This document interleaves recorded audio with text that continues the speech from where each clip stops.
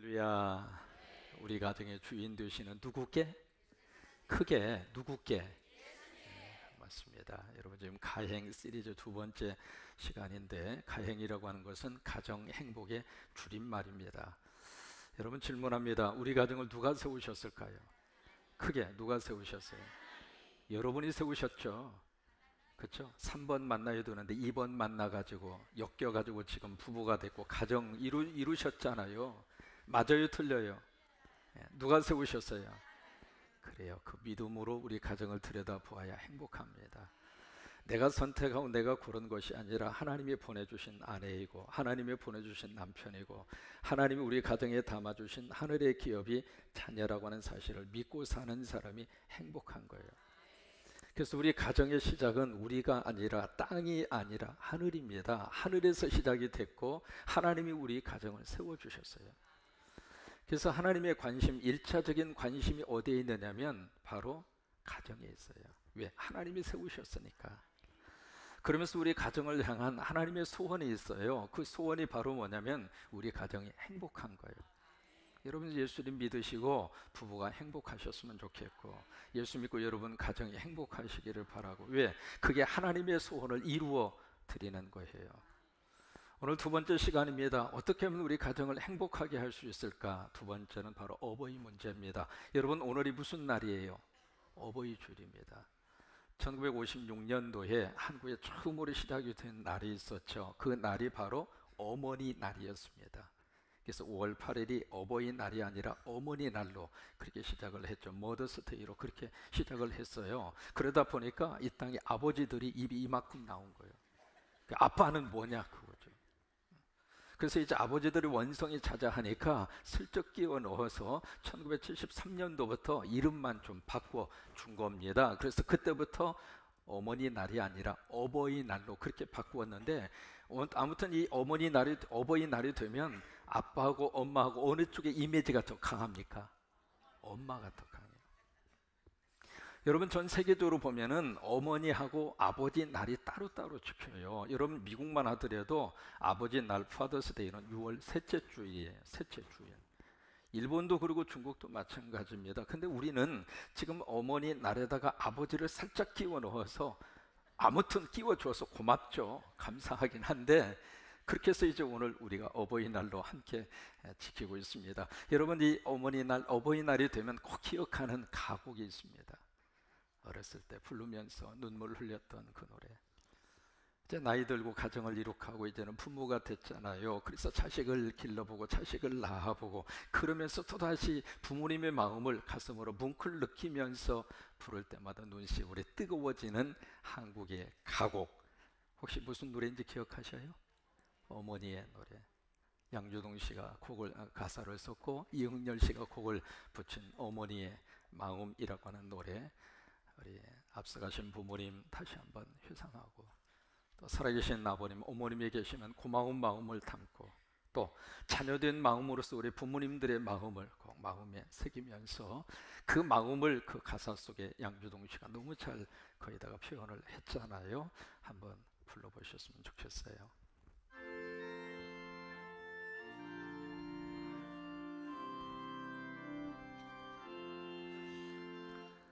나 실제 괴로운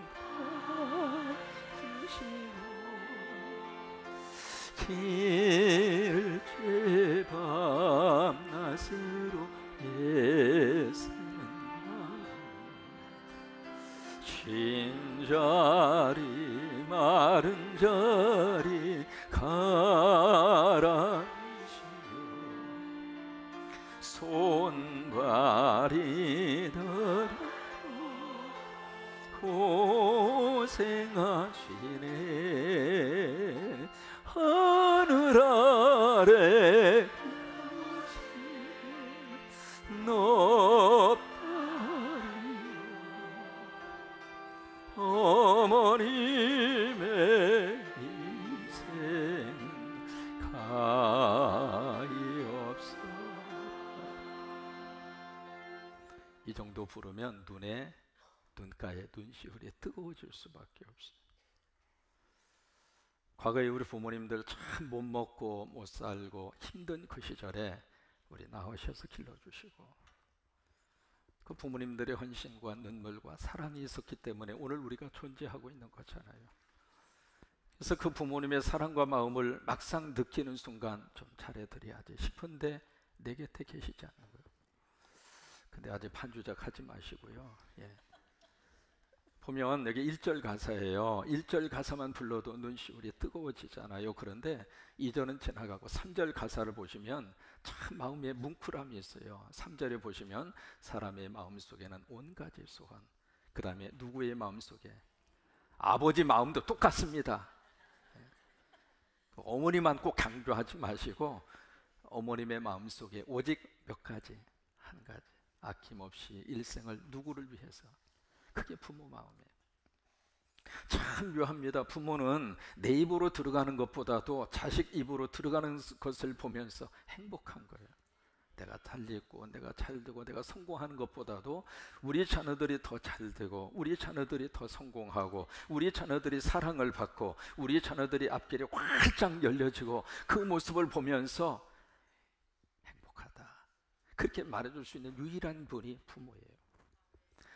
우리가 다른 사람하고 비교당하면 굉장히 자존심 상합니다. 그런데 유일하게 딱 한 사람, 그 사람하고 비교당하는 것은 기분 나쁘지가 않아요. 뭐냐면 자식하고 부모를 비교할 때. 그래서 아들을 딱 보면서 말해줘. 애비보다 훨씬 낫구만. 그 이야기하면 목사님 좀 무슨 얘기예요? 내가 아들보다 뭐가 그렇게 나빠요? 내가 아들보다 100번 나아요. 그렇게 말하는 사람 아직 못 봤어요. 그러니까 자식하고 이렇게 부모가 비교당하면서도 그냥 행복해하는 거예요. 그러면요 목사님, 우리 아들이 저보다 100번 낫죠? 그러면요 100번 낫죠.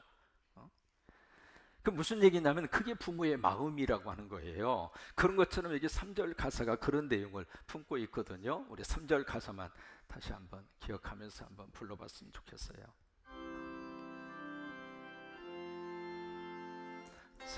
사람의 속에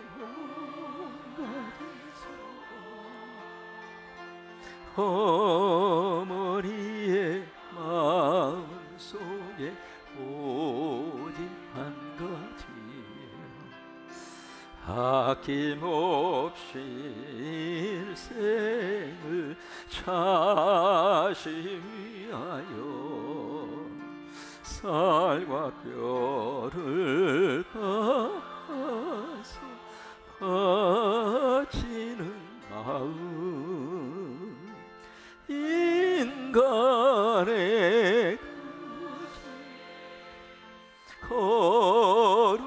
거룩하리요 어머님의 사랑은 그지없어라, 아버님의 사랑은 그지없어라.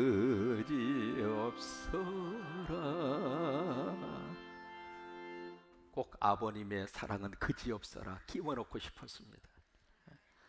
서양 속담에 그런 속담이 있어요. 이건 이제 서양 사람들의 속담인데, 하나님께서 여러 곳에 한꺼번에 계실 수가 없기에, 성서적인 이야기는 아닙니다. 그냥 속담이에요. 하나님이 여러 곳에 한꺼번에 계실 수가 없기 때문에 아버지, 어머니를 창조하셨다. 그러니까 부모님을 보면 우리가 누구를 만날 수 있느냐면 부모님 안에서 하나님을 만납니다. 하나님의 사랑, 우리가 어떻게 느낄 수 있을까? 아버지, 어머니를 통해서. 하나님에 대해서 여러 가지 성서가 이야기하고 있습니다만은 하나님을 딱 한마디로 정의 내리고 있는 것이 God is love, 하나님은 사랑이시라. 근데 그 사랑을 어떻게 느끼도록 하나님이 역사를 하셨는가? 어머니를 통해서, 아버지를 통해서. 숱한 역사의 질곡 속에서도 우리를 낳으시고 우리를 길러주시고 오늘 여기까지 내가 살 수 있도록 그 뒤에 누군가의 헌신과 눈물이 있는데 그분이 누구인가? 아버지고 어머니고. 그래서 우리가 부모님을 통해서 하나님을 만나게 되고 하나님의 속성을 느끼게 되고 하나님의 마음을 어디에서 우리가 읽을 수가 있느냐면 부모님을 통해서. 또 하나, 우리가 부모가 되고 나서 보니까 하나님의 심정을 그때 느끼는 거예요. 2010년 4월 24일입니다. 미국의 미시시피라고 하는 작은 그 마을에 엄청난 토네이도가 와서 그 마을 전체를 덮쳤습니다. 근데 이 토네이도가 얼마나 강력한 토네이도가 불었는지 그 마을에 있었던 모빌하우스, 이동하는 그런 집이잖아요. 그 집이 공중으로 90m까지 올라갔습니다. 90m까지 이 토네이도에 의해서 집이 올라갔다가 그 상태로 땅에 곤두박질을 칩니다. 그래서 그 집 안에 있었던 사람들이 죽었어요. 죽었는데 그 아수란장이 되는 그 속에서 1살, 2살, 7살 먹은 아기가 기적적으로 살았습니다. 어떻게 살았을까? 거기에 니키 스펜서라고 하는 그 엄마가 그 세 아이를 살려준 거예요. 여러분, 그런 일들은 여기저기서 여러 가지 많은 것을 우리가 느낄 수 있습니다만 여기저기서 그런 예는 얼마든지 우리가 보고 지금 알고 있잖아요. 여러분, 거기뿐만이 아니라 우리 가까운 우리 부모님들이 우리를 그렇게 사랑하죠. 우리를 그렇게 길러주시고. 그래서 어느 시인이 그렇게 노래를 합니다. 이 세상에서 가장 아름답고 가장 짧은 시가 있는데 그것이 바로 뭐예요? 엄마이고 아빠다. 원래는 엄마만 있었습니다. 아빠는 제가 끼워 넣은 거예요. 정말로 이 세상의 아름다움에서도 가장 짧은 식규 딱 하나를 우리가 꼽으라면 엄마고 아빠. 세상에 태어나서 가장 먼저 우리가 배우는 말이 있습니다. 무슨 말부터 배우죠? 엄마, 엄마, 엄마. 또 이 세상을 떠나면서 정말 마지막으로 불러보고 싶은 말이 있다면 그 말은 엄마입니다. 오늘 성경은 그 부모님에 대해서 공경하라 그렇게 말씀을 하시는데 그 어버이 공경에 대해서 3가지로 성경은 말씀을 하시고 있습니다. 첫째로 어버이 공경은 하나님의 명령입니다. 한번 해보세요. 어버이 공경은 하나님의 명령이다. 이것은 사람이 명령한 것도 아니고요, 무슨 뭐 대통령이 권유를 가지고 명령한 것도 아니고 교사가 명령한 것도 아니고 누가 명령했어요? God's order입니다. 하나님이 명령하시고요. 오늘 1절에 보시면은 말씀이 그렇게 시작을 하고 있습니다. 1절에 보세요. 자녀들아 주 안에서 너희 부모에게 어떻게 해라? 여기 조건이 없어요. 그냥 누구 부모? 크게 한번 보세요. 1절에 보세요. 누구 부모? 크게 누구 부모? 그 부모가 잘났든 못났든 그거 상관하지 말고, 그 부모가 나에게 뭘 물려주었던 물려주지 않았던 그거 따지지 말고 그냥 your parent, 그냥 내 부모. 그 부모에게 어떻게 하라고 말씀을 하시느냐면 순종하라. 이게 하나님의 명령이에요. 또 이게 2절도 마찬가지입니다. 여기 1절에서는 너희 부모 해서 그냥 parent이라고 함께 그렇게 말씀을 하고 있습니다만은 2절로 가서 보시면은 누구 아버지? 아버지가 먼저 나옵니까? 어머니가 먼저 나옵니까? 고마워요. 그래서 여기 2절에 보시면은 너희 아버지와 어머니를 어떻게 해라? 하나님의 명령이라고 하는 거예요. 그래서 어버이를 우리가 공경하는 것은 우리가 인간된 도리로 우리가 선택하는 그런 문제가 아니라 하나님의 명령 앞에 우리가 따라가는 것이, 그것이 어버이 공경이라고 하는 거예요. 여러분 인정하시면 아멘. 왜 이것이 하나님의 명령일까? 하나님의 명령을 담고 있는 그것이 근거가 어디에 있느냐면 십계명이에요.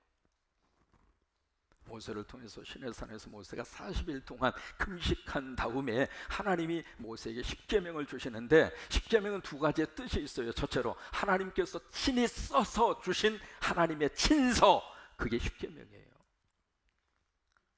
성경에 하나님이 직접 쓰셨다고 하는 구절이 구약에 딱 한 번 나오고, 신약으로 가서 보시면 예수님이 땅에 뭔가 글씨를 쓰셨다고 하는 구절이 딱 한 번 나옵니다. 근데 신약에서는 예수님이 어떤 내용을 쓰셨는지 기록으로 남기고 있지 않습니다. 근데 구약에서는 하나님이 직접 쓰신 내용이 이것이다 라고 우리에게 말씀을 해주신 것이 바로 뭐냐면 십계명이에요. 2번째로 십계명은 하나님 나라의 헌법이에요. 헌법. 모든 법 위에 있는 법이 헌법이잖아요. 헌법을 통해서 모든 법의 기초를 이루는 것처럼 하나님 믿는 하나님의 백성들의 가장 중요한 헌법으로 하나님이 우리에게 주신 것이 십계명이에요. 보실까요? 출애굽기 31장 18절입니다. 여호와께서 시내산 위에서 모세에게 이르시기를 마치신 때에 증거판 돌을 모세에게 주시니, 이는 돌판이요. 그 다음에 누가 썼어요? 하나님이 신이 쓰신 것이더라. 신명기 4장 13절도 마찬가지입니다. 그 구절도 같은 말씀 우리에게 해주시고 있거든요. 여호와께서 그의 언약을 너희에게 반포하시고 그 다음에 너희에게 지키라. 뭘 하셨어요? 명령하셨어요. 하나님의 오다다 이 말이에요. God's order, 하나님의 명령인데 그 명령으로 주셨는데 그것이 바로 뭐예요? 십계명이며 이 두 돌판에 어떻게 했어요? 신이 쓰신 거란 말이에요.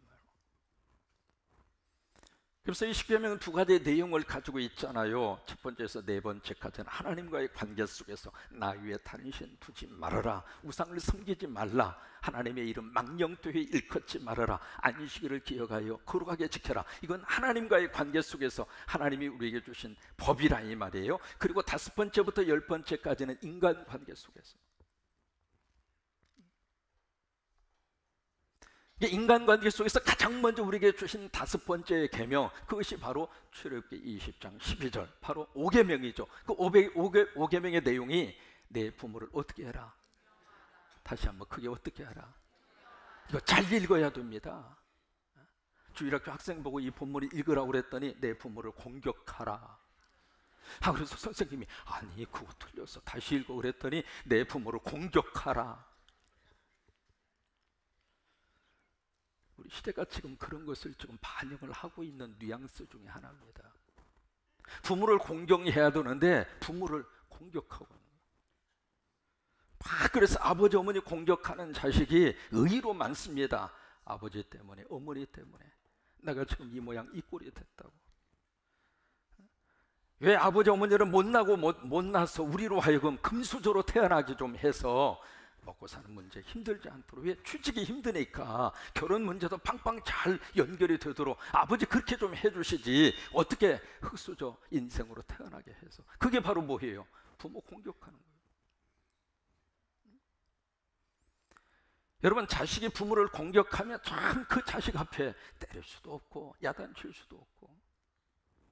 가장 속상한 것 중에 하나가 뭔 줄 알아요? 자식이 눈을 벨뚱이 쳐다보면서 부모님이 나한테 해준 게 뭐냐고. 여러분, 그때는 당당히 이야기하세요. 야 이놈아, 내가 안 해준 게 뭐요? 다 해줬지. 지금 우리 시대가 그런 시대라 이 말이에요. 부모를 공경하는 그런 분위기가 아니라 부모를 공격하는 거예요. 그런데 이 부모를 공격하라, 이것은 사탄의 명령입니다. 부모를 공경하는 것은 하나님의 명령이지만 부모를 막 공격하는 것은 사탄의 명령이라 그 말이에요. 악한 영이 우리 자녀들이 씌워 있으면은 부모를 자꾸 공격해요. 말로 공격하고 행동으로 공격하고. 성령이 우리 자녀들 속에 충만하고 하나님의 은혜가 우리 자녀 속에 충만하면 자식된 도리로서 부모님을 공경하는 마음이 생기는 거예요. 그래서 공격하라고 하는 것은 사탄의 명령입니다. 디모데후서 3장 1절로 4절에 보시면 말세에 나타나게 되는 현상을 성경이 거기다가 쭉 나열을 했습니다. 그러면서 1절에 보시면은 너희는 이것을 알아라. 그 알라고 하는 말이 여기다가 마크를 해라 그 말이에요. 마크를 해라. 그러면서 하시는 말씀이 말세에 고통하는 때가 이르리니, 그래서 마지막 때에 이 세상의 종말에 어떤 현상들이 나타나게 될 것인가, 그것을 18가지로 쭉 우리에게 말씀을 해주시고 있습니다. 거기 보시면은 마지막 때 고통하는 때가 이르러 사람들이 자기를 사랑하고 돈을 사랑하고 그리고 자랑하고 교만하고 비방하며, 그 다음에 뭐가 있어요? 부모를 어떻게 하며? 거역하며. 그러니까 마귀의 조종을 받아서 자꾸 부모를 거역한다 그 말이에요. 그런데 마지막 4절 그 부분에 보시면 이 같은 자들에서 너는 어떻게 하라? 돌아서라 이 말이에요. 돌아서라 이 말이에요. 그렇게 하지 말라 그 말이에요. 여러분, 여기 공경하라고 하는 말은 세 가지의 의미를 가지고 있습니다. 첫째로 공경하라, 그 말의 뜻은 첫째로 명예롭게 생각하라 그 말이에요. 우리 부모님 창피하다고 생각하지 말고, 우리 부모님이 왜 이렇게 못났을까 스스로 우리 부모님을 감추고 부모님에 대해서 부끄러운 마음을 갖지 말라 그 말이에요. 왜요? 그 부모님이 계시기 때문에 잘났든 못났든 내가 이 세상에 태어난 거잖아요. 그러니까 부모에 대해서 언어, 이렇게 생각하라. 영국 사람들은 요 언어 그렇게 이야기하면 그 말을 어떻게 해석하느냐면 각하라고 하는 뜻입니다. 여러분, 부모님이 우리의 각하입니다. 한번 해보실까요? 우리 부모님은 나의 각하다. 두 번째, 공경하라고 하는 그 단어의 뜻은 두 번째, 밸류, 가치라고 하는 뜻입니다. 우리 부모님이 이 세상의 최고의 가치다. 세 번째로, 공경하라고 하는 말은 리워드, 보상하라, 그 말입니다. 부모님의 은혜를 우리가 마음으로 생각하고 그리고 느끼는 것으로 끝나지 말고 우리 부모님이 고맙고 부모님의 은혜가 고마우면 뭔가 보상하라, 그 말이에요. 여러분, 보상 중에 가장 좋은 보상이 뭔 줄 알아요? 바로 현금이에요. 현금. 그 현금을 어떻게 보상하느냐면 좋은 방법 하나 가르쳐 드릴게요. 자동 이체로 하세요. 처음부터 너무 많은 액수를 하면 나중에 부담스러워서 힘드니까 내 능력껏 한 달에 10,000원이면 어때요? 20,000원이면 어때요? 작은 액수로 시작을 하시는데 그것을 생각날 때마다 좀 드리고 생각 안 나면 빼먹고 그러면 속상해. 부모님 마음 그렇게 아프게 하지 마시고 그냥 자동 이체로 편하게 그렇게 하자고. 편하게. 그래서 아멘 해주면 얼마나 좋겠어요. 아멘 하셨으면 해야 돼.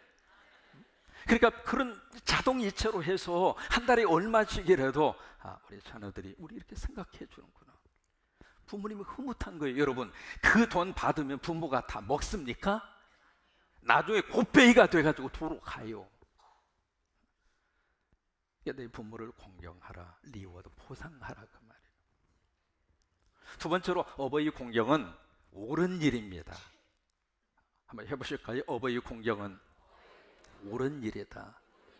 여기 1절에 보세요. 자녀들아, 주 안에서 너희 부모에게 순종하라. 이것이 어떻게 아니라. 여기 우리말 번역에는 크게 좀 안 나와 있습니다만은 조금 더 의역을 하자면, 자녀들아, 주 안에서 너희 부모에게 순종하라. 왜냐하면 이것이 옳기 때문이다, 그 말이에요. 여기 옳다고 하는 그 말은 당연하다, 그 말이에요. 여기 옳다고 하는 말은 마땅하다, 그 말이에요. 여기 옳다고 하는 것은 인간의 순리다, 그 말이에요. 이것이 모든 삶의 가장 중요한 기초예요, 기초. 여러분, 이 기초가 흔들리면은 다 무너져요. 그리고 여기에 옳다고 하는 이 말은 첫 단추를 꿰는 것과 같다, 그 말입니다. 여러분, 옷을 입을 때에 단추를 꿰을 때 이 단추 어떻게 꿰느냐 중요하잖아요. 만약에 이렇게 꿰고 나왔다고 생각해봐요. 그러면 여러분 모든 마음속에 목사님 저게 뭐요? 설교는 안 들리고 지금 뭔만 보일까요? 이것만 보일 거야. 저게 뭐요? 거울 좀 보고 잘 좀 하고 오시지. 어떤 분은 말이죠, 꼭 넥타이만 봐. 이 넥타이 삐뚤어진 것 때문에 설교가 귀에 안 들려오는 거예요. 어떤 분은 또 내 머리만 보는 거예요. 뭘 봐도 괜찮아요. 괜찮은데 설교만 제대로 들으셨으면 좋겠어요. 근데 이게 첫 단추를 깨는 것과 같다, 그 말이에요. 우리 부모님을 공경하고 부모님에게 효도하는 것은 내 인생의 첫 단추를 잘 꿰는 거예요. 첫 단추. 세 번째로, 어버이 공경은 약속이 있는 첫 계명이에요. 한번 해보세요. 어버이 공경은 약속이 있는 첫 계명이다. 2절을 보실까요? 내 아버지와 어머니를 공경하라. 이것은 약속이 있는 몇 번째 계명. 이게 첫 번째라고 하는 말은 그 다음에 두 번째, 세 번째 그 말이 아닙니다. 왜냐하면 5계명 외에는 그 뒤에 약속이 없어요. 이게 첫 계명이라고 하는 것은 가장 중요한 계명이다, 그 말이에요. 가장 소중한 계명이다, 그런 의미에서 첫이라고 하는 단어를 쓰고 있는 거예요. 그런데 어떤 약속이 지금 따라오고 있는가? 여기 보시면은 3절에 보세요. 두 가지 약속이 거기에 따라오고 있습니다. 첫째로, 누가 잘 되고? 내가 효도하면 누가 복을 받아요? 부모님의 복을 받는 것이 아니라 자녀가 복을 받는다. 효도를 하는 자녀가 잘 되고, 그 다음에 그것으로 끝나지 않고 땅에서 어떻게 하리라? 장수하리라. 영국의 요한 웨슬레라고 하는 목사님이 계시는데, 그 목사님 사모님이 수산나라고 하는 사모님이 계세요. 그 가정에서 애를 몇 명을 낳느냐면 좀 놀라세요. 17명을 낳았어요. 근데 17명 자녀들을 너무 잘 길러내요. 그러면서 그 수산나 그 사모님이 참 기가 막힌 이야기를 합니다. 바로 뭐냐면 할 수 있으면 자녀들이 부모를 공경하도록 교육해라. 그러면서 하는 말이 성공의 길을 걷는 유일한 길이 바로 그것이다. 그러니까 여러분, 우리 자녀들이 잘 되고 자녀들이 성공하고 그걸 바라면 그 자녀들이 부모님에게 효도하도록 하셔야 돼. 그러니까 오늘 당장 전화하세요. 야, 오늘 예배 드리는데 목사님이 참 말씀 앞에 내가 은혜가 되더라. 무슨 은혜를 받으셨는지. 자동 이체. 그 말이 너무 내 마음에 아멘으로 그렇게 와닿더라. 근데 그게 나 먹겠다는 것이 아니라 니네들 잘 되기 위한 길이란다. 그러니 애비로서 나 너희들 잘 되기를 바란다. 인정하지? 아, 그건 뭐라고 그러겠어요? 아, 인정하죠. 아, 그러냐? 그러면 바로 자동이체 해라.